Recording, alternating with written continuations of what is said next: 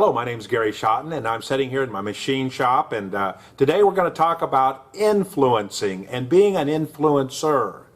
You know, one of the definitions of leadership is someone that influences people, and when you follow that definition, a lot of times you go down a path that says, hey, I need to influence more and more people. And if I can get a following of 1,000 people or 5,000 people, and I have a large company where I'm employing a lot of people, then I'm really influencing a lot of people, and that's true. You might know people that have large churches, and they have now make a church count, make sure that their counts are up, and how many people are we influencing through our leadership. That is really true. There's no question. But that's not what I'm talking about. I'm talking about your personal influence and how you are an influencer to everyone you're around.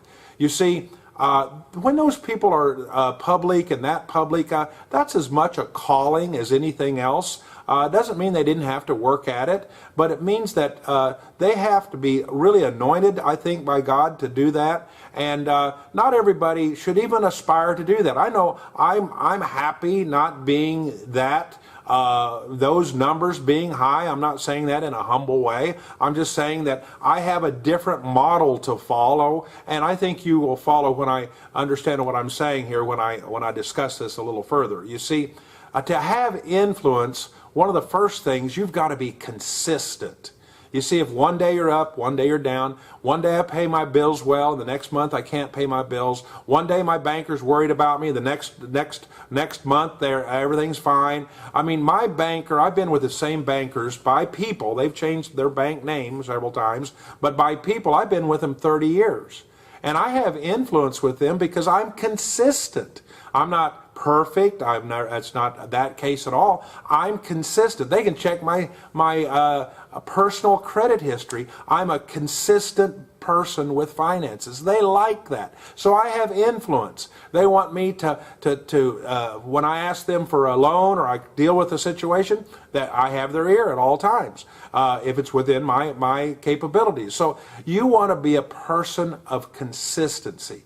And then you also want to be a person that has high values. I mean, you know that there's people that are influencing teenagers to do bad things. Well, they could be consistently bad and have horrible values. Well, that's not who I want to hang around.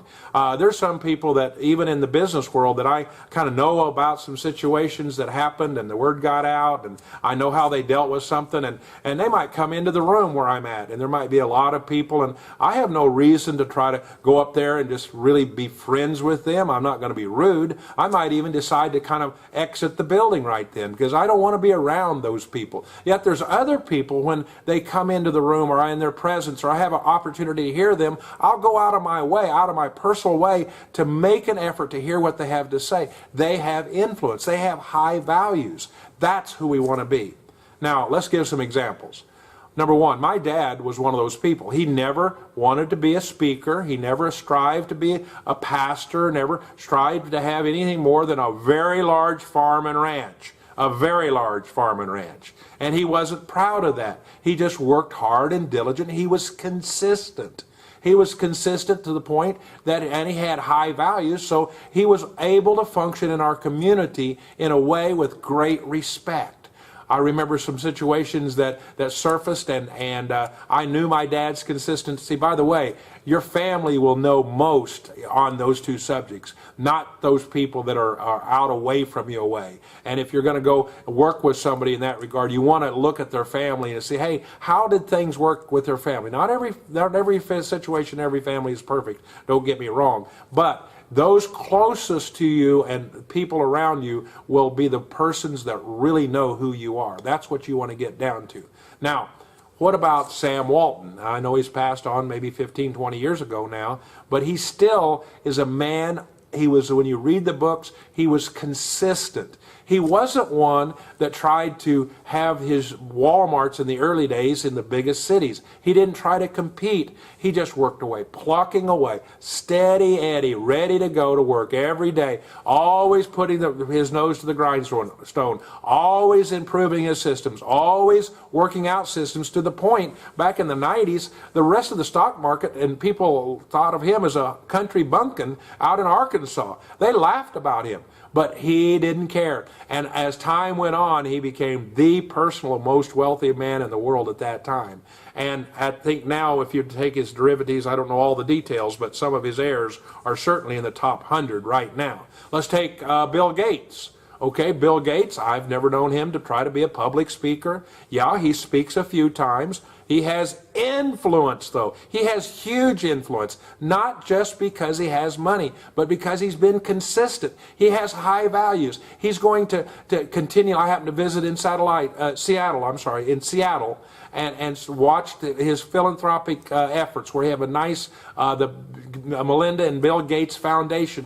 They're doing things. People want to be associated with him, not just because of the money. They are quality people. Let's talk about Dave Green. Dave Green is the owner, the founder of Hobby Lobby and Mardell's Christian Bookstore. He's never been one. Read the book. More Than a Hobby. He hardly wanted to speak to even his high school class in speech class. His teacher gave a special exemption so that he was so timid in speaking, he didn't speak to the whole group. He had to give a speech, and he gave it to her so he could graduate. He's steady. He's got something going. He's ready to plunk away at this. Those are my idols. I don't care. I could care less with the person that has this following of people that are doing good. That's great. But they're not my model. My model are these people that I just mentioned. Let's go to the Bible just a little bit. Moses. Moses was one of these guys that he was so timid, had broken speech. I don't know what it was. God had to give him a spokesman, Aaron. Aaron was Moses' spokesman because Moses was not good at speaking publicly. You get it now? It's not the prettiest girl in the high school senior class. It's not the guy with the best hot rod car. It's not even the person with the most intellect, the most brains. It's a totally different deal. You can have influence, and you're making a mistake if you don't identify it, and then use it in the sense of being available to others. Be available to help people. Be available to help the young guy, the guy that's or gal that's just getting started. Lend them some advice. Be available. Answer their phone calls. I have a core of people that are 10 years older than I am, or 10 or 15 years older than I am, and I've made a point to not bother them, but I want to know their thoughts on certain issues as I face them, because they went ahead of me. They have experience in that area. I have experience that I can share with others. You should do the same. Hope this helps. Your business is your platform. Go for it.